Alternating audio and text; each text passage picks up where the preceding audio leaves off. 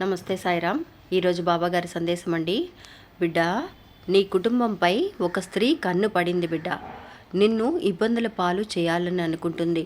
ఇప్పుడే జాగ్రత్త పడు. ఆ స్త్రీ పేరు కూడా నీకు నేను చెప్పాల్సిన అవసరం లేదు, నువ్వే తెలుసుకోగలుగుతావు అని చెప్పి బాబా మనకి క్లియర్గా ఒక సందేశాన్ని పంపిస్తున్నారండి. ఎందువల్లనంటే అందరి కుటుంబాలలో మనకి జరిగే ఒక సమస్య అండి ఇది. ఎవరో ఒకళ్ళు ఉంటూనే ఉంటారు మనకి ఏదో ఒక సమస్యలు తీసుకురావడానికి. అలాంటి స్త్రీ ఎవరై ఉంటారు అనేది బాబా మనకి తెలియజేస్తున్నారు. మనం కనిపెట్టడం చాలా కష్టం అండి. మన అందరినీ కూడా నమ్ముతూ ఉంటాం. అలాగా మనం గనక కొంచెం జాగ్రత్తగా ఉండగలిగితే ఆ స్త్రీ ఎవరు అనేది కూడా మనం కనిపెట్టవచ్చు అని బాబా మనకి ఈ వీడియోలో అండి ఒక కథని తెలియచేశారండి. అంటే ఒక భక్తురాలింట్లో జరిగిన ఒక కథని తెలియచేశారు.